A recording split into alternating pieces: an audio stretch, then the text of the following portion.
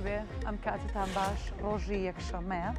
ئەمڕۆ هەمووان چاوەڕێن بووی کە بزانین موچە دێت بۆ هەرێمی کوردستان یاخودنا تەواوی ڕێکارەکان ئەنجام داوە هەم لە حکوومەتی هەرێمی کوردستان هەم لە حکوومەتی عراقیش تەنها خاڵێک کە ماو ئەوەیەکە حکوومەتی عراقی وەزارەتی ئیدارەی حکوومەتی هەرێمی کوردستان پارەدار بکە بۆی کە بتوانێت سبەی دەست بە دابەشکردنی موچە خۆرانی هەرێمی کوردستان بکە. تا ئێستا هیچ وڵەیەک نییە پارە نەخراوە سەر هەژماری دارایی وەزارەتی ئیدارەی حکوومەتی هەرێمی کوردستان و هاوکات لەگەڵەوەشدا دابەشکردنی موچە بە هەمان ئەو لیستە دەبێت کە مانگی پێشوو موچە خۆرانی هەرێمی کوردستان موچەی مانگی پێنجیان پێوەرگرتووە بە هەمان تەسەسول و بە هەمان شێواز دەبێت بەڵام ئەوەی کە هەیە تەنها ئەوەیە کە چاوەڕێ بکەین کە موچەکە یاخود پارەکە بخرێتە سەر هەژماری دارایی حکوومەتی هەرێمی کوردستان بەڵام هیچ زانیاری نێک تا ئێستا بەڵام محەممەد عەبدوڕەحمان پامێری کورسان نیوز لە گەشتەکەدا لەگەڵمانە بێ زانیاری لێ وەرەگرین بۆی بزانین کە ئایا بەڕاستی ئەمڕۆ موچە دێت یاخود گەرسەرنج بدەین کاتژمێر 12 ڕێکە خولێکێک لایدا 12ەیە بۆیە نازانین چەندێک کات لەبەردەستا ماوە بووی کە موچە بێت یاخودنا ئەمڕۆی تر دەستێکی دەوامە ئەو بیانوێژ نییە کە لە ڕۆژی پێنجشەمە و کۆتای هەفتەدا بێ بڵێن ئیمزا لە سەر ناردنی موچە ناکەن یاخود بابەتێکی لەو شێوەیە زانێرەکان لە محەممەد عەبدوڕەحمان وەردەگرین و هاوکات لەگەڵەوەشدا کۆمەڵێک بابەتی گرنگ هەیە بەڵام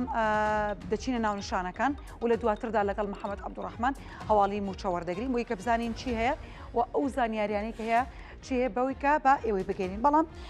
سەرەتا ناونشانەکانمان بنێ. سەرچاوەیەک لە وەزارەتی ئیدارەی هەرێم ڕای دەگەنێ دەر چەندە چاوەڕێن ئەمڕۆ بەغداد موچەی مانگی شەش هەرێم ڕەوانە بکات بەڵام تاوەکو ئێستا هیچ بڕەپارێک نەکراوتە سەرژماری وەزارەتی ئیدارەی حکوومەتی هەرێم. محەممەد شیع سوودانی و ئیمانوئێل ماکرۆن پەیوەندیی تەلەفۆنیان ئەنجامدا و سوودانی هۆشداری لە سەرهەڵدانی شەڕێکی نوێ لە ناوچەکەدا دەدات.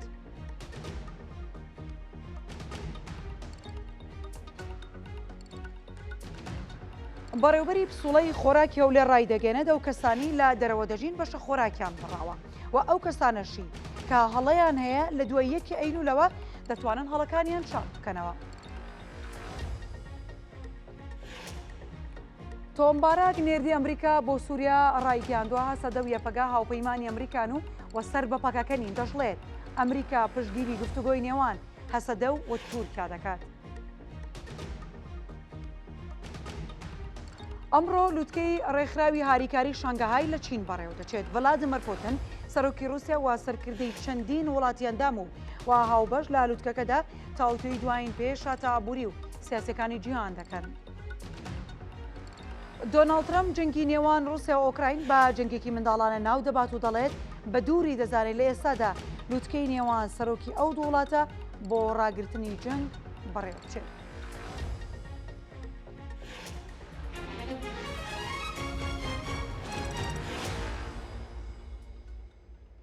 بەرلاو ناوژانکان ئاماژەمان بۆ کرد کە هیچ زانیاریەک نیە لەسەرەوەی کە موچە هاتووە یاخودنە بۆ ئەوەی کە تا ئێستا هەیە هەموو ڕێکارەکان تەواوکراوە تەنها ئەوەی کە چاوەڕێین حکوومەتی عراقی حکوومەتی هەرێمی کوردستان یاخود وەزارەتی ئیدارەی پارەدار بکە بۆی کە بتوانین موچە خۆرانی هەرێمی کوردستان دابەش بکات بەڵام بە هەمان لیستی مانگی پێشوو کە موچە خۆرانی هەرێمی کوردستان موچان پێوەرگرتەوە بۆی کە زانیاری بزانین شتێکی نوێ هەیە و هۆکاری نەناردنی موچە هەتا ئێستا ئەم کاتژمێرە بۆچی گەڕێتەوە. محەممەد عەبدوڕەحمان پامێری کورسان نیوز ڕاستەوخۆ لە بەغدادەوە لەگەڵمانە بێ. محەممەد سڵاو لێبێ نیوەڕۆ باش بە هیوای هەواڵێکی باشت لابێ سەبارەت بە هاتنی موچە قسەمان بۆ بکە فەرموو. هێوی ینی کورت و مختصر هۆکارەکەیتان پێڵم کە تا ئێستا فەرمانی خەرجکردنەکە بەردەوام ئێمە لە لایڤەکان ئەڵێن کە شعاری خەرجکردن نەهاتووە پارەکە ئامادەیە لە لقی بانکی ناوەندی عراق و پارە لە بەغداوە ناڕوە پارە هەیە لە لقی هەولێری بانکی ناوەندی عراق بەڵام پێویستی بە شعاری خەرجکردنە وزارەتی داراییکەوە لە بەشی ژمێریاری لە بەشی موازنە چێتە خەرجکردن مەدفوعات لەوێ هەموو شتێک ڕێکارە تەواو بووە بەڵام هۆکارەکەی ئەوەی با پێتان بڵێ حکوومەتی هەرێمی کوردستان کە 120 میلیارەکەی ناردووە وەکو داهاتی نانەوتی بۆ مانگی شەش ئەلێ گرفتێک دروست بووە حکوومەتی هەرێمی کوردستان ئەم جارەیان ئەو 120 میلیارە خستێتە سەر بانقێک کە جیاوازە لەو بانقێکەوە لە مانگەکانی ڕابردوو پشتی پێ بەست بۆ نمونە مانگەکانی ڕابردوو بانقێکە لە نێوان حکوومەتی هەرێمی کوردستان و حکوومەتی عراق هەردوو وزارەتی دارایی حکوومەتی هەرێمی کوردستان لەوەوە ئەو داهاتی نانەوتیە خاتە سەر ئەو هەژماری بانکیە دواتر ئیشعارەدا بۆ وەزارەتی دارایی عێراق دەڵێەوە 120 ملیارەکەم نار لە دوێنێ پارەکەی خستۆتە سەر بانقەکە بەڵام ڕەوانەی نەکردووە ئەها چۆن ئەڵی تەحویلی نەکردووە ئیشعاری نەناردووە کەمێک لەمەوە بەر لەوەی بێمە لایڤەکەەوە هەر ئێستاش ینی برادرانی کۆنتڕۆڵاگەیان لێ بکامە لەگەڵ سەرچاوێک لەناو وزارەتی دارایی عێراقەوە قسەم کرد و ئەو سەرچاوە باڵاش لەنێو ئەنجومەنی وەزیرانی عێراق قسەم کرد باسی لەو کرد کە کەمێ بەر لە ئێستا پارەکە خراوەتە سەر هەژماری بانقی وزارەتی دارایی عێراق واتە لە دوێنێ پارەکە بڵێن چوەتە مەسرف بەڵام ئیشعارەکە نەناردراوە ئیشعاری پێ نەدراوە کەمێک لەمەوە بەر وزارەتی دارایی هەرێمی کوردستان ئیشعاری کردووەکەوە 120 ملیارە پارەی داهاتی نانەوتێ بۆ مانگی 6 ئیشعارەکە کەمێ بەر لە ئێستا گەیشتێتە وزارەتی دارایی عێراق هەر لەناو وزارەتی دارایی عێراق نووسراوی خەرجکردنەکە هەموو شتە کۆتاییات دووە لە بەشی ژمێریاری و لە مەدفوعاتیش چاوەڕێ دەکرێت یعنی لەم ئانوساتەیە خەرج بکرێت بەڵام ئەوەی کەوا گرفتەکەی دروست کردبوو 120 ملیارەکە ئەمە تەیفسامی خۆی وتێت هێشتا بەدەستمان نەگەیشتووە حکومەت هەرێمی کوردستان دوێنێ ڕەوانەی کردووە بەڵام تەحویلی نەکردووە هات چۆن بە کوردیەکەی بڵێن ئەگە بە زمانێکی بازاڕی ئەوە من پارەم لای کەسێک ئەو کەسە بۆ نمونە بۆم نێنێتەوە بەڵام ئاگادارم ناکاتەوە بڵێ ئەو پارەکەم بۆ نێناتەوە بە تەلەفۆنێ بە شتێ پارەکەم یان لەوێ داناویان دامەتە دەستی کەسێک دوایین ئاگاداری پێ نەداوە ئیشعاری نەناردووە بەڵێ پارەکەی ناردووە بەڵێ خستوێتە سەر هەژماری بانکێکە بەڵام ئیشعاری نەناردووە بڵێ وزارەتی دارایی عێراق ئەوە ئیشعاری منە کەوا 120 ملیار دینار وەکو داهاتی نانەوتی بۆ مانگی 6 ئەوە تەحویلم کرد و چووە سەر حسابەکەت ئەمەیان گرفتەکەی دروست کردووە هەموو ڕێکارەکانیشتەوە بۆ لەناو وزارەتی دارایی عێراق لە بەشی ژمێرکاری لە بودجە و لە خەرجکردنیش هیچی وای نەماوە باشە محەممەد لە دوای ئەمە ئەمە باش لە دوای ئەمە ئێسای تر دەرفەت هەیە یاخود دەرفەت ماوە کامڕۆ موچە بێت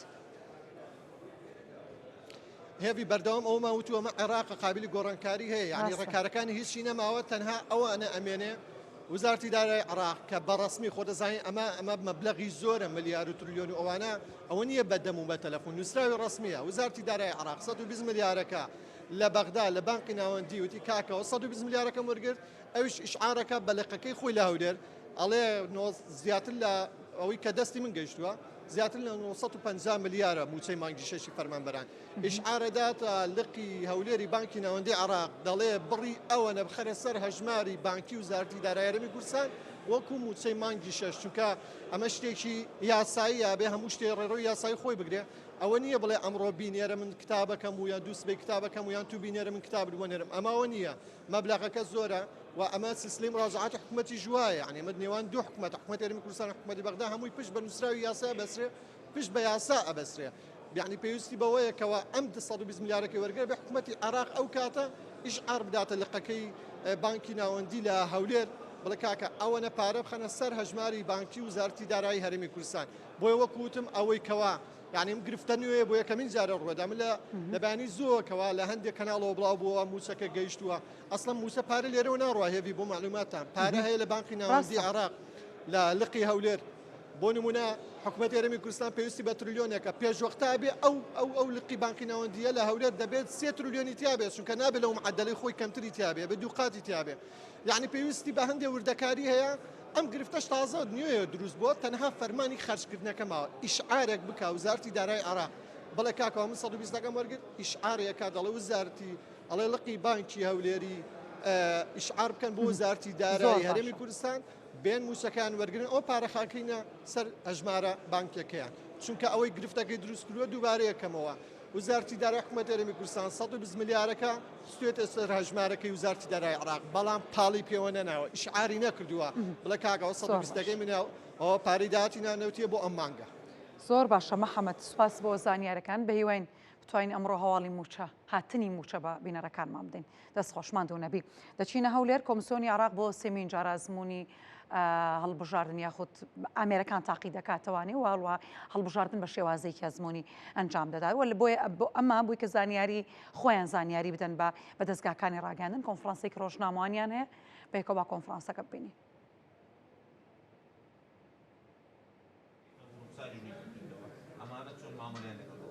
بەڵێ ئێمە مەبەستمان لە ئەنجام پرۆسەی مەحاکات هاوشێوەکردن ئەوەیە کە ئەو کێشە و گرفتانەی ڕوودەدەن چارەسەریان بکەین بۆ ئەوەی لە ڕۆژی هەڵبژاردن هیچ کێشەیەکمانە بێ خۆشبەختانە ئەمە جاری سێمە پرۆسەکە زۆر بە شێوەیەکی باش بە شێوەیەکی دروست بەڕێوە چوو هیچ کێشە و گرفتێکمان نییە ئەوانەی کە پێشتر چاونەی دەخیندەوە تر چارەسەری چێشکە کرا ئەوەیە کە گلۆب یان ضەوە لەسەری دەبی ناتوانێت تەدابق بە ئەتر بۆ تعلیماتی نوێ بۆ ئەم جارە چارەسەری ئەو کێشە کراوە. وەکو باسم کرد یعنی تاوەکو ئێستا پرۆسەکە زۆر بە مەزبوطی بەڕێوە چووە ئەمە کۆتا جارە ئیتر لە هەموو عێراقا بەیانات کۆ دەکرێتەوە هیچ کێشە و گرفتێکمان نەبیتن جاری چوارەم ناکرێت. يعني العمليات المحاكاة الثالثة هي شو عم بتصير؟ عدد الناخبين بإقليم كردستان وبأربيل تعطينا اياه، وشو اللي يميز هيدي الأجهزة هي هي الانتخابات عن السنوات الماضية؟ جرينا اليوم المحاكاة الثالثة في إقليم كردستان وعمومة العراق، فكانت من العراق من أربيل وسليماني ودهوك كانت تقريبا 180 محطات كان موجود. احنا سجل الناخبين وعدد الناخبين في إقليم كردستان. ئەوەی کابینیمان کۆنفرانسی ڕۆژنامانی کۆمیسیۆنی باڵای سەربەخۆی هەڵبژاردنەکانی عراق بوو کە ئەمڕۆ بۆ سێمین جار هەڵبژاردننی ئەزممویان ئەنجامدا بووی کە ئاشنابن بەو کێشە گرفتانەی کە لە ئامێرەکاندا یاخود لە هەر شوێنێکدا هەبێ کە لە کاتی هەڵبژاردندا دروست بێ با سێوان گروتیان ئەمە سێم جار بوو کۆتا جار ئەگەر هیچ کێشەیەک دروست نەبێت بۆیە ئێمە هەڵبژاردن ئەنجام نادەینەوانی و هەوڵش دەدەین تەواوی و کێشانە چارەسەر بکەین. بابەتێکی دیکە هەیە دێنەوە سلەیمانی بڕوا بەهاتین پامنێری کوردستانیوس ڕاستەوخۆ لەگەڵمانە بێ کە سوکاری دەستگیرکراوەی لالەزار دەتوان سەردانی کوڕەکانیان بکەن و لە نزیکەوە بیان بینن. بڕوا سڵاو لێ بێن یاڕۆ باش دێمە لای تۆ قسەمام بکە لەسەرم بابەتە فەرموو. بەڵێ هێوی سڵاو لێ بێت هەڵبەتێک و خۆدا ئاماژت پێدا کە سوکاری ئەو کەسانەی کە لە ڕووداوەکەی لالەزار دەزیرکراون و ڕای ژیراون ئێستا دەتوانن سەردانیان بکەن و بێنە نێو ئاسایشی کانی گۆمەکە سەر بە دەستگای ئاسایشی هەرێمی کوردستان و لە بەشی ڕاگرتن و گواستنەوە سەردانیان بکەن و لە نزیکەوە ئاگایان لە بارودۆخیان بەهێوی ئەو کەسانی کە لێرە قسەم لەگەڵ چەند کەسێکیانە کرد ئەوان باسییان لەوە کرد کە بارودۆخی کوڕەکانیان لە ژوورەوە کە ڕای ژیراون باشە و هیچ کێش و گرفتێکیان بۆ دروست نەبووە لێرە و بە هیچ جۆرێک هیچ کێشەیەکیان نیە. هەڵبەت لە ڕۆژی یەکشەمەی هەفتەی ڕابردووەوە سەردانیکردنی ئەم کەسانە کە ڕای ژیراون دەستی پێکردووە و تاوەکو ئێستاش بەردەوامی هەیە و لە ماوەکانی داهاتووشە بەردەوامی دەبێت و سەرجەم کە سوکاریان دەتوانن بێن و سەردانیان بکەن. هەڵبەت ئەمڕۆ جیاوازتر بوو لە ڕۆژانی ڕابردوو لەبەری ئەمڕۆ قەرەباڵغتر بوو و کەسانێکی زیاتر هاتبوون سەردانی ئەو کەسانیان کردبوو کە ئێستا لە نێو ئاسایش ڕای ژیراون. هێوی با ئاماژە بۆ بەم ینی بەپێی ئەو زانیاریانی کە لە دەستگای یاسایشی هەرێمی کوردستان وەرم گرتووە ئەوان باز لەوە دەکەن کە ژماری ئەو کەسانی کە لە ڕووداوەکەی لالەزار دەزیرکراون و سەر ڕای ژیراون ژمارەیان زیاتر لە 150 کەسە و سەبارەت بۆ زانیاریانی کە دەوترێت بێسەر و شوێن بوون یاخود کەسانی بێناونشان بوونی هەیە ئەوان بە هەموو جۆرێک ئەو ڕەت دەکەنەوە بەڵکو دەڵێن بە فەرمانی دادوەر ئێستا سەرجەم ئەو کەسانی کە لە نێو ڕووداوەکەدا دەزیرکراون ڕای ژیراون لە بەشی گرتن و گواستنەوەی و لێرە لێکۆڵینەوە لەگەڵدا دەکرێت و هیچ بێسەر و شوێن بوونێک بوونی نییە تاوەکو ئێستا یان ئێمە زانیارەکانە سەبارەت بە ئەو کەسانی کە لە نێو ئاسایش ڕای ژیراون وە لێکۆڵینەوەیان لەگەڵا دەکرێت بەڵام ئەوەی کە جێی باسە باسی بکەمەوەی کە دەستگای ئاسایشی هەرێمی کوردستان دەڵێت کە هیچ بێسەر و شوێن بوونێک بوونی نییە بەڵکو کەسانی کە دەزیرکراون بە تەواوەتی سەرجەمیان لە بەشی گرتن و گواستنەوەی ئاسایش ڕای ژیراون و کە سوکاریان بەردەوام دەتوانن بێرسەردانیا بکەن. ئێستا لە پشتی منەوە هێڤیگەر بەشێک لە دیمەنەکانت پیشان بم ئەمانە کە سوکاری ئەو ڕای ژیراوانن هاتوون بۆ ئێرە سەردانیان کردوون و هیچ کێش و گرفتێکیان لە سەردانکردنەکە بۆ دروستنەوە بەڵکو ینی دەستگای ئاسایشی هەرێمی کوردستان خۆیان هاوکارن بۆی کە ئەم کەسانە لە نزیکەوە سەردانیان بکەن لەگەڵیان دابنیشن لە هەواڵیان بزانن لە باردۆخی تەندروستیان بزانن پرسیار دەربارەی چارە نووسیان بکەن و کۆمەڵێک بابەتی دیکە واتە لێرە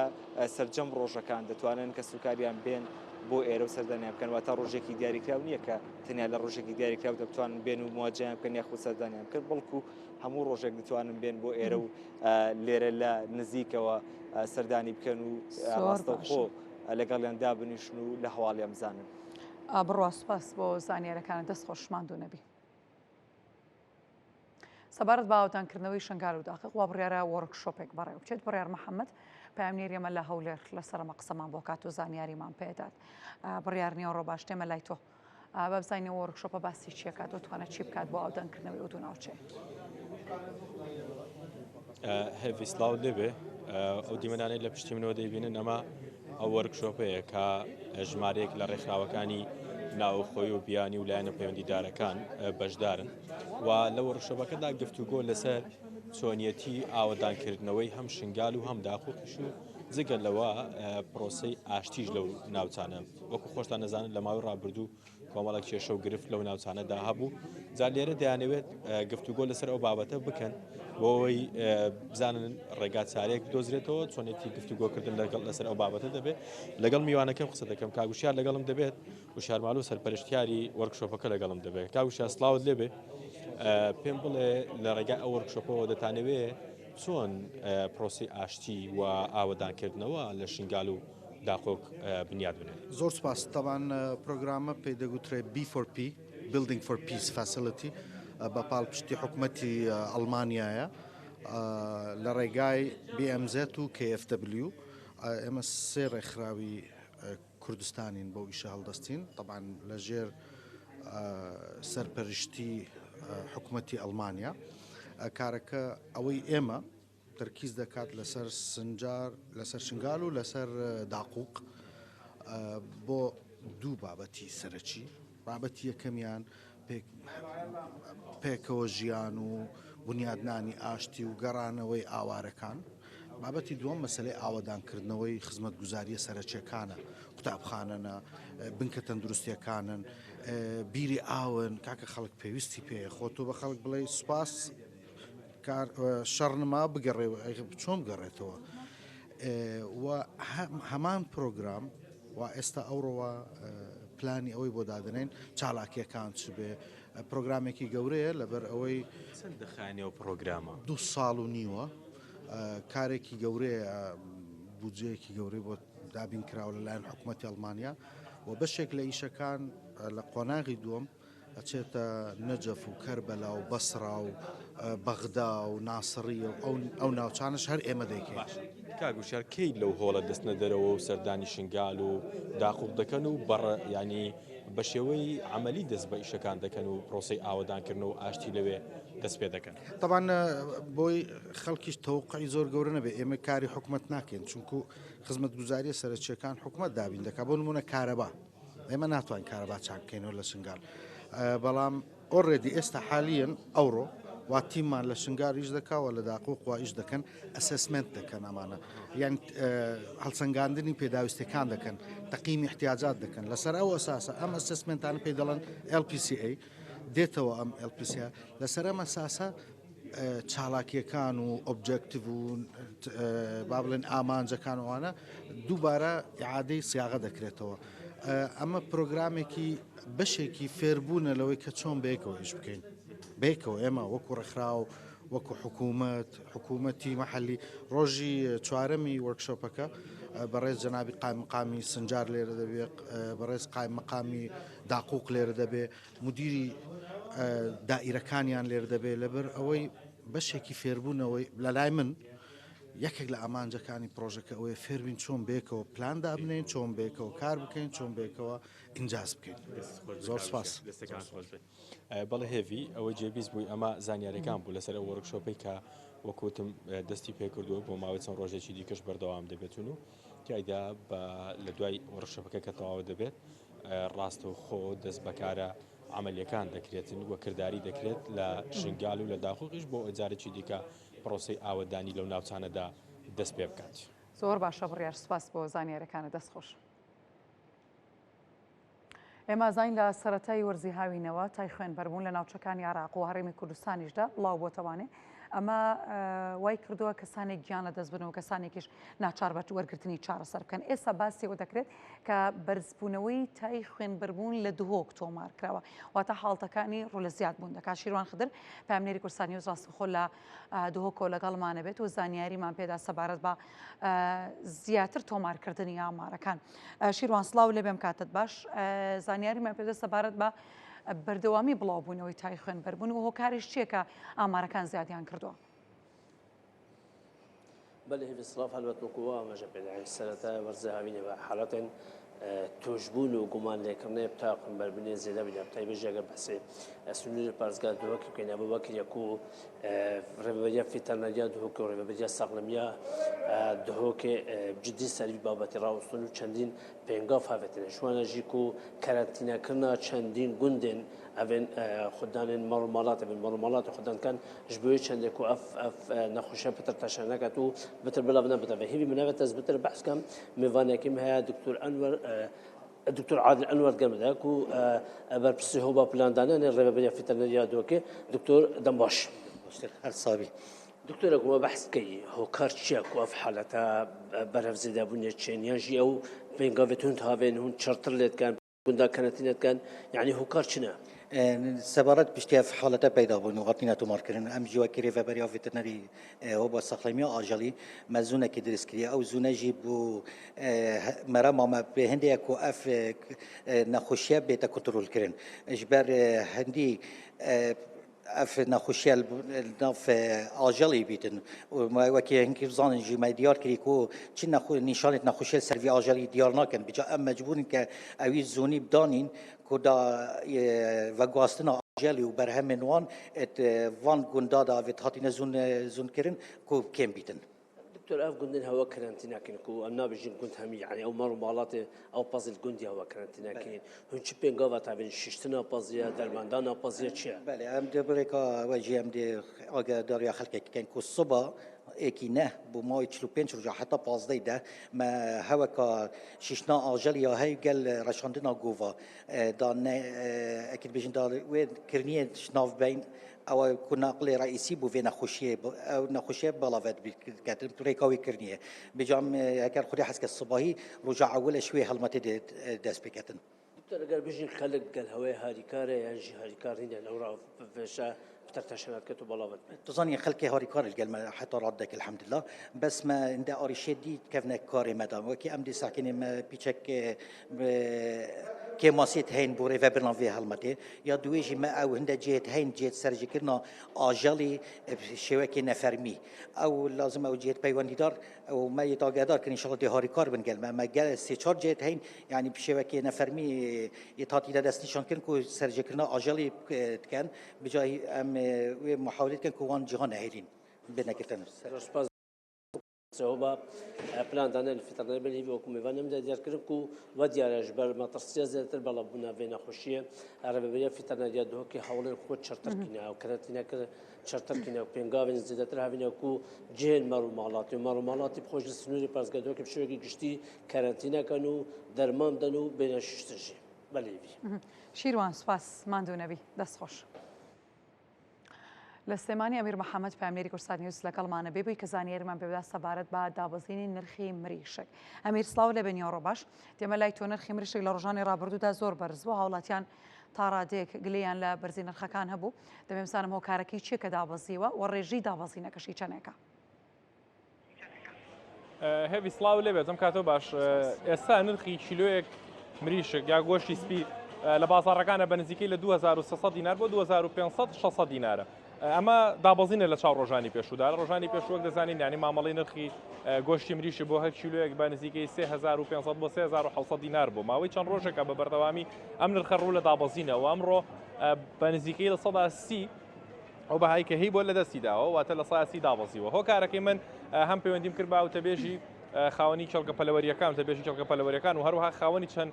چڵگەیەکی پەلەوەریش باسییان لەوە کرد یعنی ماوەیەکی زۆرە کە بە تەواوەتی ڕێگەی با بڵێن جنوب ڕێگەی باشووری عێراق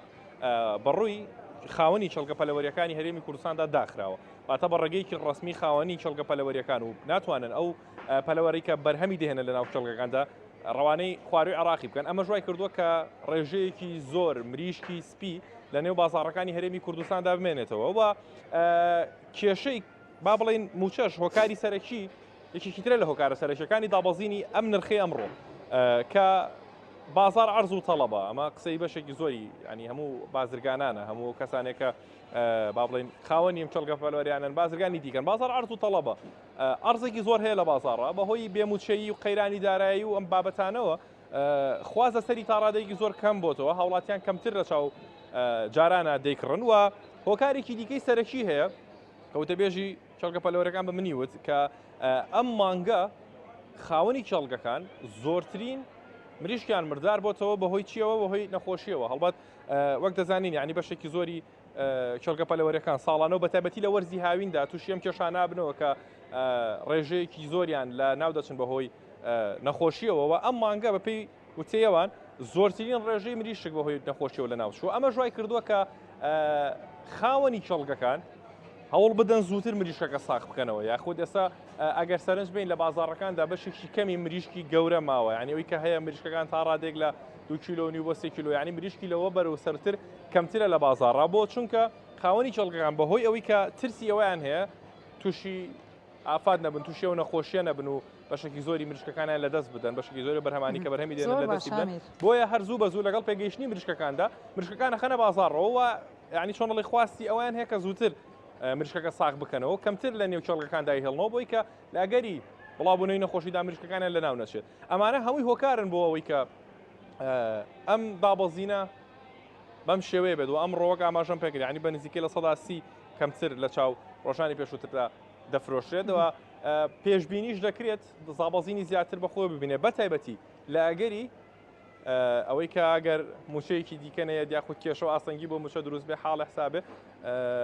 ئەمە هێندەی تر نرخەکەی دابەزێنێ بۆ چونکە هێندەی دیکە خوازە سەر مریشکە مەکاتەوە لە بازاڕە و وا دەکات کە کەمتر هاوڵاتی مریشک بکڕێەوە ڕێژەی مریشک لەنێو بازاڕەکانی هەرێمی کوردستاندا بەگشتی زیاد ببێت و ئەمەش لەگەڵ زیادبوونیدا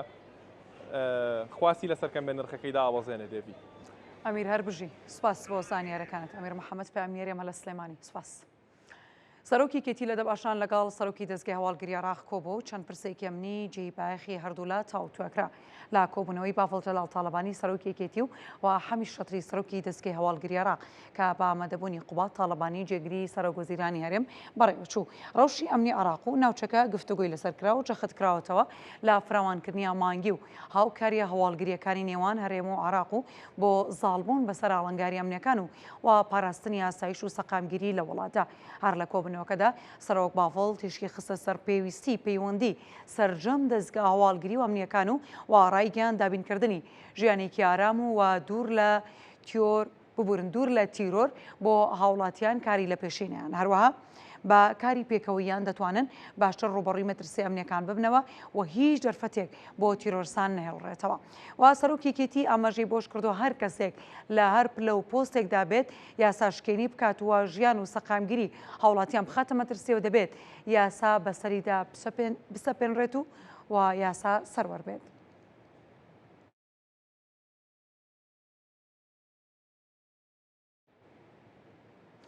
سەرۆکوەزیرانی عێراق ڕایگەیان داڕشنەوەی پەیوەندیەکانی لەگەڵ هاوپەیمانان بە مای پسڕاندنی پەیوەندیەکان لەگەڵ کۆمەڵگەی نێودەوڵەتی نیە و بەپێی ڕاگەنراوێکی نووسنگەکەی محەممەد شیع سوودانی سەرۆکوەزیرانی عێراق لە کۆنفرانسی هۆزەکانی بەریکەرخی بەغدادی پایتەخت جەختی لەوە کردەوە کە هەنگاوی حکوومەتەکەی بۆ داڕشنەوەی پەیوەندیەکانی لەگەڵ هاوپەیمانی نێودەوڵەتی بەمانەی پچڕانی پەیوەندیەکانیان نییە لەگەڵ کۆمەڵگەی نێودەوڵەتی و واوتشی بارودۆخی ئێستا عێراق جیاوازە لە بارودۆخی ساڵی 2014 واڕۆنیشی کردەوە بەرپرسیارەتی نیشتیمانی پێویستی بەوەیە کە حکوومەت بەرژەوەندی عێراق و عێراقیەکان بپارێزێتەوە نەهێڵێت بچنە نێوشەڕەوە ئاماژەی پۆش کردووە گەشە پێدانی تەنها یاخود گەشە پێدان تەنها لە چوارچێوەی ئاسایش و سەقامگیری و ڕوبەڕووبوونەوەی گەندەڵی و سنووردارکردنی هەڵگرتنی چەک بەدی دێنرێت. ئەمە لە کاتێکدایە حسێن ئەلاوی ڕاوێژکاری سەرۆکوەزیرانی عێراق ڕۆژی هەینی ڕایگەاندووە کۆتای هێنان بە ئەرکی هێزەکانی ئەمریکا لەو وڵاتە بەپێی ئەو ڕێکەوتنە دەبێت کە لە نێوان واشنگتن و بەغداد دابوونی هەیە و بەپێی ئەو ڕێکەوتنە کە لە ساڵی ڕابردوو لە نێوان عێراق و ئەمریکا ئەنجام درراوە ئەمریکا بۆ ماوەی ساڵێکی دیکە هەندێک لە هێزەکانی لە هەرێمی کوردستان دەهێڵێتەوە.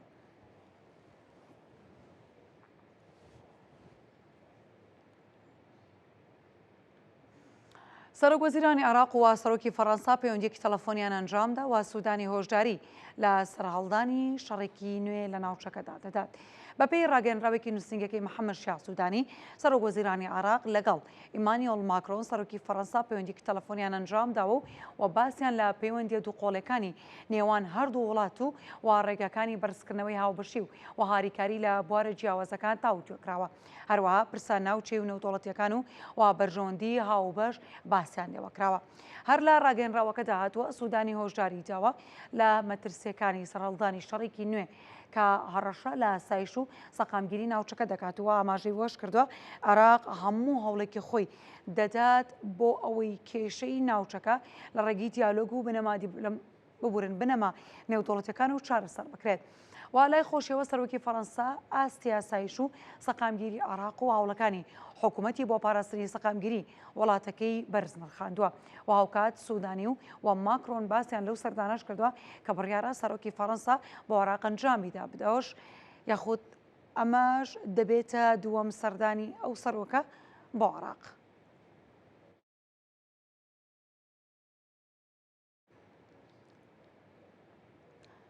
تا دێت نهێنی و بەڵگەی نوێ لەسەر پلانگێڕی گروپەکە یاخود گروپە لە یاسا دەرچۆکەی لالەزار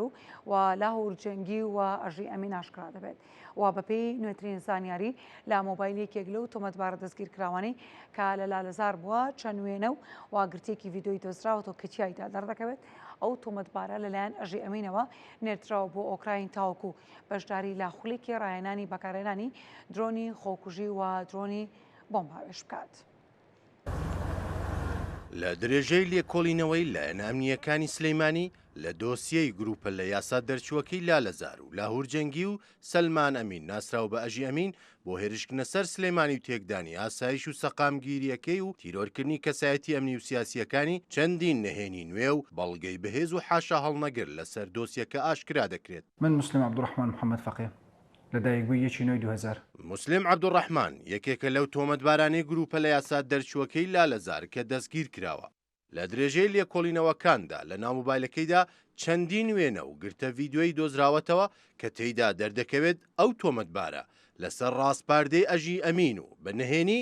لە دەی ڕۆژی سەرەتای مانگی تشرینی یەکەمی ساڵی 2024 لە وڵاتی ئوکراین بووە و بەشداری لە خولی ڕاهێنانی تایبەت بە بەکارهێنانی درۆنی خۆکوژی و بۆمب هاوێش کردووە بۆ ئەوەی لە دژی سلەیمانی و کەسایەتیە سیاسی و ئەمنیەکانی بەکاری بێنێت. بەپێ ئەو وێنانەی لە مۆبایلی ئەو تۆمەتبارەدا دۆزراونەتەوە ناوبراو زۆرینەی ئەو ماوەی لە ئوکراین بووە لە شاری کیێڤی پایتەختی ئەو وڵاتە ماوەتەوە و لە بنکەیەکی سەربازی بەشداری لە خولی بەکارهێنانی درۆنی خۆکوش وێنەی ژمارەیەکی زۆر بۆمب و درۆنیشی گرتووە کە لە خولەکەدا ڕاهێنان و مەشقی لەسەرکردوون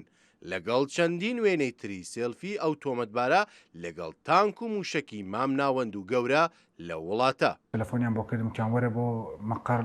لە هەورازە نەفتە. هەر بە پێی وێنەکانی ناومۆبایلی تۆمەتبار مسلم عەبدوڕەحمان ناوبراو دوایی تەواوبوونی خولەکەی و گەڕانەوەی بۆ هەرێمی کوردستان بە سەرپەرشتی ئەژی ئەمین لە ناوچەی هەورازە نەفتەی هەولێر کارگەی دروستکردنی درۆنی خۆکوژ و تیمی پسپۆڕی درۆنی ئۆکراینی بۆ ئامادەکراوە تاکو تێیدا درۆنی خۆکوژ و بۆمب هاوێش لە جۆرەکانی FPV و دراگۆن بەرهەمبێنێت بۆ لێدان لە سلەیمانی و بە دیاری کراوی لە دەباشان. هەر بەپێی ئەو گرتە ڤیدیۆیانەی لە مۆبایلی تۆمەتبار مسلم عەبدوڕەحماندا دۆزراوەتەوە لە ناوچەی هەورازە نەفتەی هەولێر ئەژی ئەمین بە بەرچاوی دەستگاکانی ئەمنیەکانەوە ڕاهێنان و مەشقی سەربازی بە گروپێکی چەکدار کردووە و چەکی قورسیشی بۆ دابین کردوون تاکو دواتر لە پیلانگێڕیەکەدا بە هاوکاری لەگەڵ گروپە لە یاسا دەرچووەکەی لالەزار و لاهور جەنگی دژی سلەیمانی بەکاری بهێنێت. ئەوەش لە کاتێکدایە هێشتا لێکۆڵینەوە لە دۆسیەی گروپە لە یاسا دەرچووەکەی لالەزار و لاهور جەنگی و ئەژی ئەمین بەردەوامە بۆ ئاشکراکردنی تەواوی پیلانگێڕیەکانی ئەو تۆمەتبارانە دژی سلەیمانی و کەسایەتیە ئەمنی و سیاسیەکانی. دوای هەڵبژاردننی بە سەرۆکی هاوپەیمانێتی حیزبە سۆسیال دیموکراتەکانی وڵاتانی عەرەبی باڤۆڵ جەلال تاڵەبانی ڕایگەیاند یەکێتی نیشتیمانی کوردستان بۆ خزمەتی خەڵک و قوربانیدان دروست بووە و هەوڵەکانی حکوومەتی تورکیاش بۆ بەدیێنانی ئاشتی و کۆتەهێنان بەشەڕ بەرز نرخاند و نیگەرانی لە هەنگاوەکانی حکوومەتی سووریاش بەرامبەر بە کوردانی ڕۆژاوی کوردستان دەربڕیوە. واروەها ڕەشی گەیاندووە کێشەکانی ڕۆژهەڵاتی ناوەڕاست زۆرن و دەبێت هەنگاوی کردانی بنرێت بۆ چارەسەرکردنی. لە چوارەمین کۆنفرانسی هاوپەیمانی حیزبە سۆسیال دیموکراتەکانی وڵاتانی عەرەبی بافڵ جەلال تاڵەبانی دوای هەڵبژاردننی وەک سەرۆکی نوێی هاوپەیمانیەکە بۆ 3 ساڵی داهاتوو لەبارەی پرزگەلێکی جیاوازەوە دواو بە شێوەیەکی گشتی لەسەر قەیرانە هەرێمی و نێودەوڵەتیەکان وتارێکی پێشکەش کرد. لە وتارەکەدا بافڵ جەلال تاڵەبانی لەبارەی یەکێتی نیشتیمانی کوردستان و چاکسازی نێو حیزبەکە و ڕۆڵی لەناو هاوپەیمانێتەکەدا ئاماژەی بەوە کرد یەکێتی حیزبێکە بۆ قوربانیدان و چاکسازی دامەزراوە. ئێستا کاتی کردارە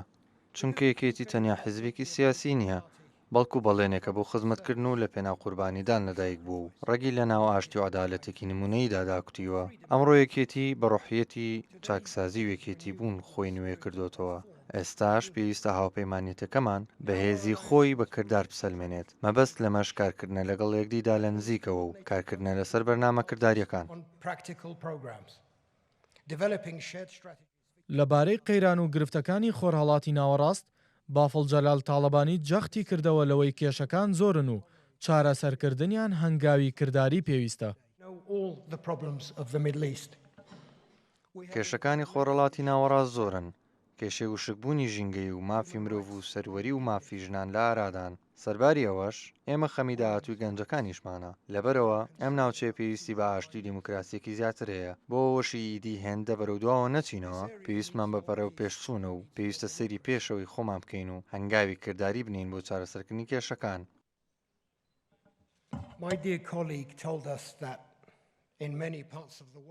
سەرۆکی هاوپەیمانەتی حیزبە سۆسیال دیموکراتەکانی وڵاتانی عەرەبی هەنگاوەکانی تورکیای بۆ بەدیهێنانی ئاشتی و هەنگاونانی کردداری بەرەو چارەسەرکردنی ناکۆکیەکان لەگەڵ پارتی کرێکارانی کوردستان بە شێوەیەکی دیموکراسیانە بەرز نرخاند.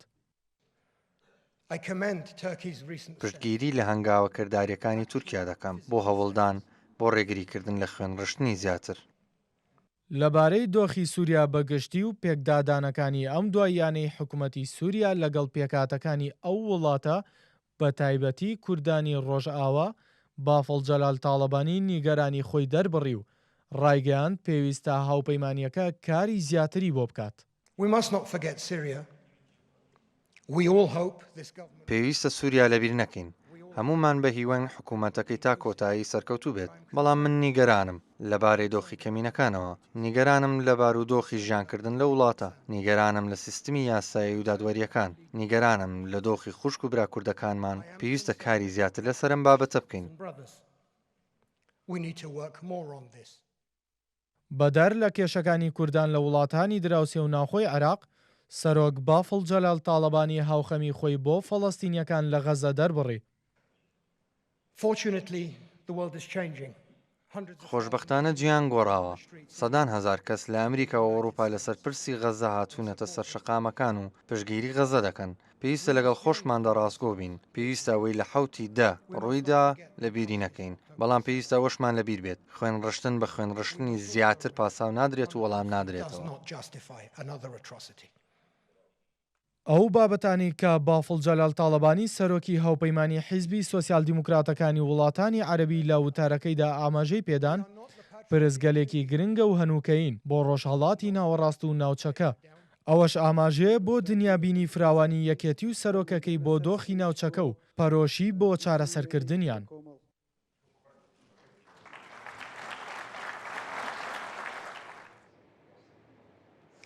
سادی ئەحمەدپیرە ئەندامی مەکتەبی سیاسیەکێتی نیشتیمانی کوردستان ڕایگەیاند یەکێتی ڕۆڵی گرنگ و کاریگەری لە ناوچەکەدا هەیە و ئەوشی خسۆتەڕۆ بەهۆی بەهێزی پێگی یەکێتی کۆنفرانسی ئەمجاری هاوپەیمانی سۆشیال دیموکراتەکان بەراورد بە کۆنفرانسەکانی ڕابردوو سەرکەوتووتر بووە. نیشتیمانی ئەوڕۆ لە شاری سلێمانی خانەخوێی کۆنگرەیەکی زۆر گەورەی نێودەوڵەتی بوو هی حیزبە سۆشیال دیموکراتەکانی وڵاتانی عەرەبی لەگەڵ هەندێکی جنوبی شەرقی ئاسیا و هاتنی هەندێک لە هێزە غەیری کوردیەکان لە تورکیا و هێزە کوردستانیەکان لە هەموو پارچەکانی کوردستان لە ڕووی ڕێکخراوەییەوە لە ڕووی پرۆگرام و گفتوگۆ و بەرنامەکان و پێشنیارەکانی یەکێک بوو لە کۆنگرە هەرە سەرکەوتوەکانی کە من تقریبان زیاتر لە 20 ساڵە لەم کایە ئیشەکەم وا سەرکەوت و کۆنگرەم نەدیوە. ئەندامێکی سەرکردایەتێکێتی ئەنجامدانی کۆنفرانسی هاوپەیمانی سۆشیال دیموکرات لە سلێمانی و هەڵبژارنی سەرۆکیەکێتی وەکو سەرۆکی هاوپەیمانێتیەکە بە مێژوویی ناودەبات. سالار سەرحەد لە پرسراوی بۆردی پەیوەندیە کوردستانەکانی یەکێتی نیشتیمانی کوردستان ڕایگەاند ئەنجامدانی کۆنفرانسی هاوپەیمانی حزبە سۆشیال دیموکراتەکانی جیهانی عەرەبی لە سێمانی دەستکەوتێکی مێژوویە چونکە چەندین لە پرسراوی حزبی و وەزیرانی دەروی وڵاتانی عەرەبی بەشداربوون لە کۆنفرانسەکەدا. و ئاماژەی بۆش کردووە کارەکانی سەرۆک بافڵ لە سەرکردایەتیکردنی هاوپەیمانیتێکە لە داهاتوودا بە باشی دەچن بەڕێوە چونکە هەمیشە پێداگری لەسەر ئاشتی و هەماهەنگی دەکاتەوە.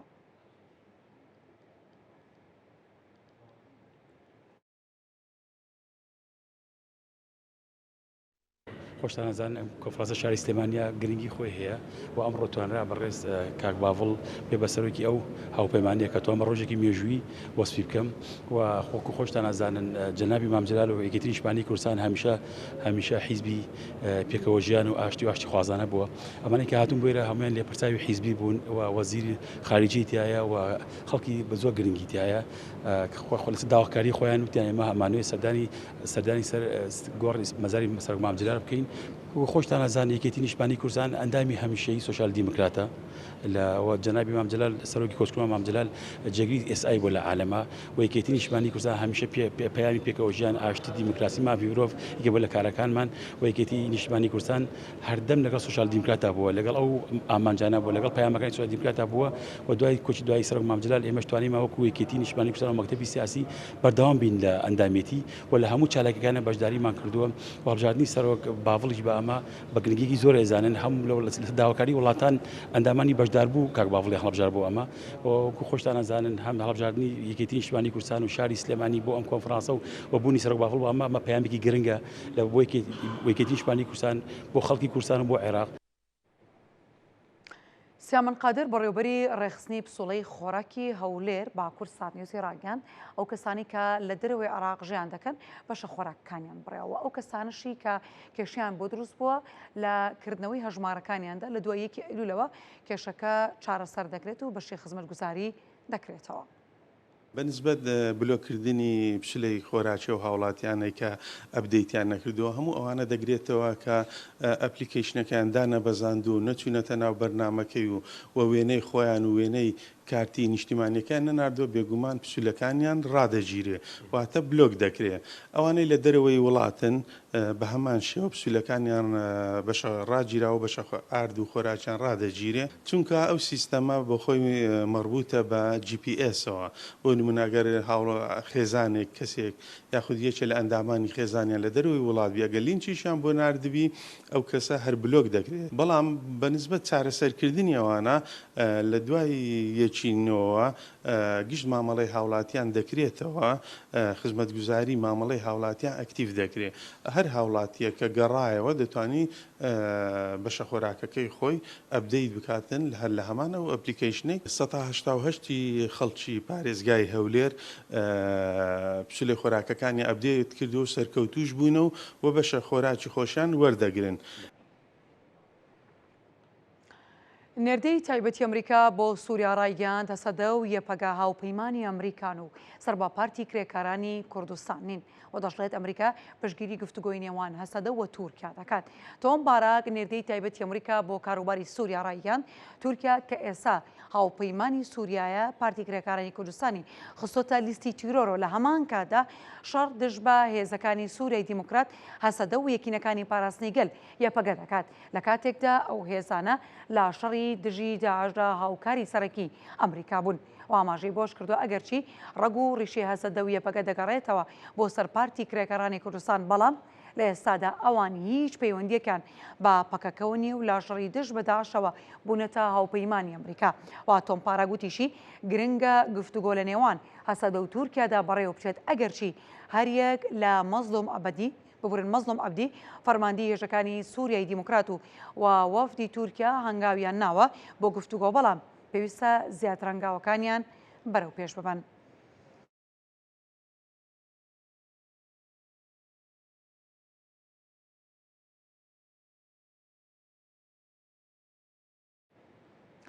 لێپرساوی پەیوەندیەکانی دەرەوەی ئیدارەی خۆسەر لە دیمەشق لەگەڵ وەزیری دەرەوەی سووریا کۆبوونەتەوە ڕێکەوتنەکەی دەی ئاداری نێوان هەردوو لایەن تاوتوێ کردووە. پامنێری کورسان نیوز ڕایگەاندووە ئیلام ئەحمەد لێپرساوی پەیوەندیەکانی دەرەوەی ئیدارەی خۆسەر و باکوور و خۆرهەڵاتی سووریا چەند ڕۆژێکە لە دیمەشق و چەند جارێک لەگەڵ ئەس ئەشەیبانی وەزیری دەرەوەی سووریا و لێپرساوانی دیکەی ئەو وڵاتەدا کۆبوونەتەوە و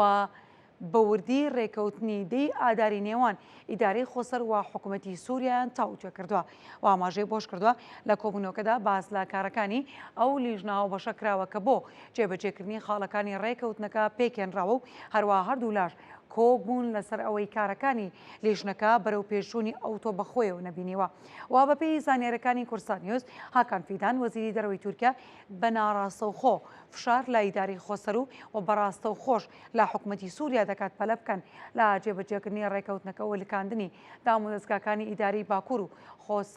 باکوور و خۆرهەڵاتی سووریا بە دامودەستگاکانی دەوڵەتی سووریاوە.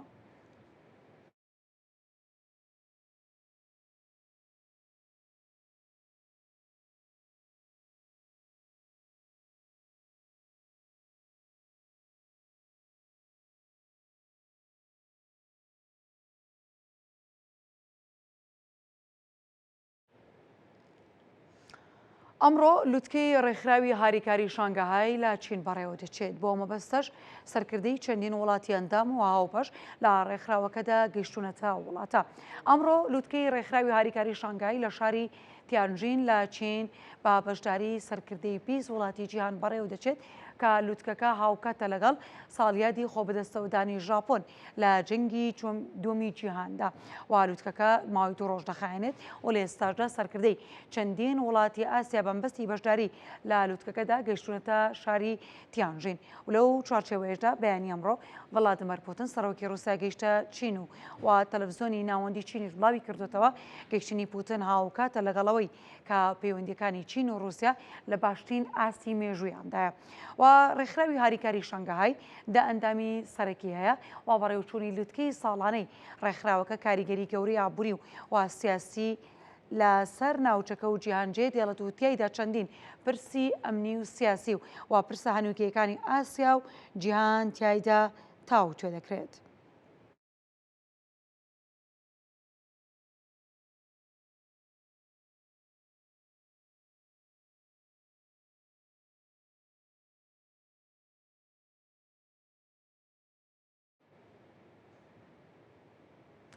دۆناڵد ترامپ جەنگی نێوان رووسیا و ئۆکراین بە جەنگێکی منداڵانە ناوهێنا و ئاماژەی بۆش کردووە بە دووری دەزانێت لە ئێستادا لوتکەی نێوان ئەو دوو سەرۆکە بەڕێوە بچێت و دۆناڵد ترامپ سەرۆکی ئەمریکا ڕایگەاندووە رووسیا و ئۆکراین هێشتا لە ڕووی سیاسیەوە پێنەگەیشتون بۆ ئەوەی چارەسەر لەسەر ڕێگەی دانوستانەوە قبول بکەن و جەنگی نێوان ئەو دوو وڵاتەش بە شەڕێکی منداڵانە ناوی هێناوە و ترامپ کۆبوونەوەی سێقۆڵی نێوان خۆی و ڤڵادیمیر زەلەنسکی و ڤڵادیمیر پوتینی وەکو سەرۆکی ئۆکراین ببورن.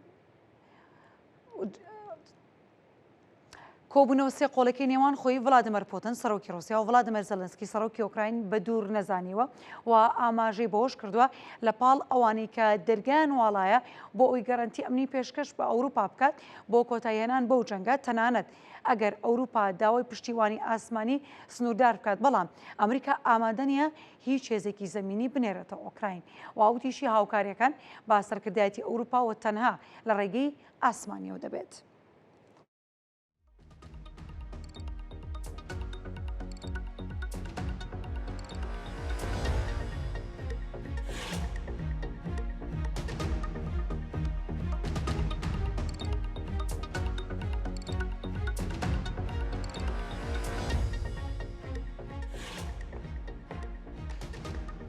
دوو بابەتی گرنگە لە